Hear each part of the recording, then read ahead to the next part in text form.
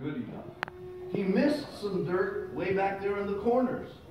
When Booker raked the lawn, she said, "It's not good enough." She showed him where he had left some narrow strips of leaves. One day, Mrs. Ruffner told Booker, "I want you to weed the garden." So Booker went out, and at first he worked quickly. He pulled up a dandelion here and some grass there, and when he was done, he paused. He knew he hadn't swept good enough. He knew he hadn't done raking leaves good enough, and he wanted to do the garden good, so he stopped. He picked a few weeds, but he did this. Booker did not want to go to Mrs. Ruffner. He knew what she would say. So he pretended that he was Mrs. Ruffner, and he began to point out everything that he had done wrong. He saw some grass and weeds that he had missed. "You missed those, Booker," he said, and he pulled them up. He also saw some papers and twigs on the ground. Mrs. Ruffner had not said anything about papers and twigs, but Booker picked them up too.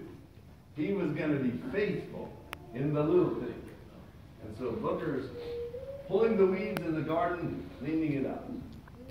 Booker could hardly wait to show Mrs. Ruffner. But first, he carefully went over the garden one more time. It looked perfect.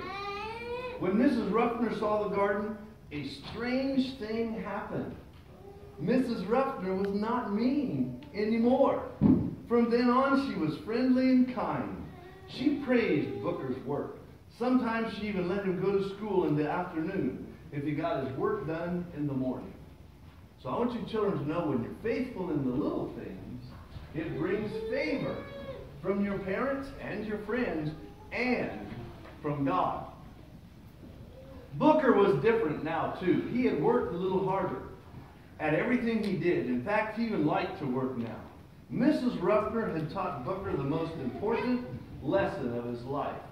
And then Booker got to go to school. I'm going to skip over here and read what happened when he got there. It was a long ways, and he didn't have any money, but he made it. When Booker got to Hampton, he quickly found the school. He looked up at the red brick building. It seemed to him like the most beautiful building in all the world. But Booker's problems were not over yet. First, he had to ask the teacher if he could go to school here. Booker knew how messy he looked. He had traveled almost 500 miles, and he had not taken a bath or changed his clothes for weeks. So here he is, this little fella, and he gets to this school, and now he has to ask if he can go to school here. Let's see what happens. Booker found the head teacher. Her name was Miss Mackey. She looked him over and frowned. She told him, "Go sit over there and wait." Hours went by. Other boys came and they were accepted into the school. Booker kept waiting. His heart began to sink. Finally, Miss Mackey handed him a broom. She brought Booker a broom and told him to sweep the classroom next door. Booker jumped to his feet. He took the broom and hurried away. He knew he was good at sweeping after working for Mrs. Ruffner. Now he was an expert. But here he is trying to get into the school, and he's waiting. And the teacher says, "Just go sweep the classroom over there." Booker swept the floor 3 times. Then he wiped it with a dust rag. Then he carefully dusted all the desks and all the books and all the woodworks and every corner of the room and the frames around the windows and doors. Then he found Mrs. Mackey and he told her, "Now I'm done." Away she marched to the classroom with Booker right behind. Miss Mackey walked around the room. In the afternoon sun, the woodwork gleamed. The desks glistened. Miss Mackey stopped at the door. I'm going to show you the picture here, and then I'm going to read the rest of it. She's checking out his work. Everything was shining. But Miss Mackey stopped at the door. She took out a handkerchief, and then she ran it across the top of the door frame, just like this.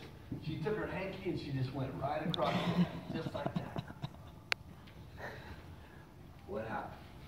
Then she looked at the handkerchief. There was not a speck of dust on it. A tiny smile crossed her face. "I guess you can stay," she said. "You'll be good for this institution." Booker's face lit up with happiness and thankfulness. His dream had finally come true. And so Booker got to go to school. But it's because he was faithful in the little things. I want you children to know something. You listen to this. Booker didn't get to go to school because he was smart, did he? Why did he get to go to school? He got to go to school because he did a good job in the little things. And I hope that you children can remember that. I want you to remember that Jesus said, if you want to be great in God's kingdom, you don't become great by doing great things. If you want to be great in God's kingdom, learn to be the servant of all. The widow didn't get to be great in God's kingdom because she gave lots of money. She was great in God's kingdom because she gave just a little penny, just a little mite.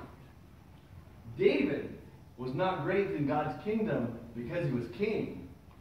He was great in God's kingdom because of his slingshot and because he kept the sheep and just did a good job at home.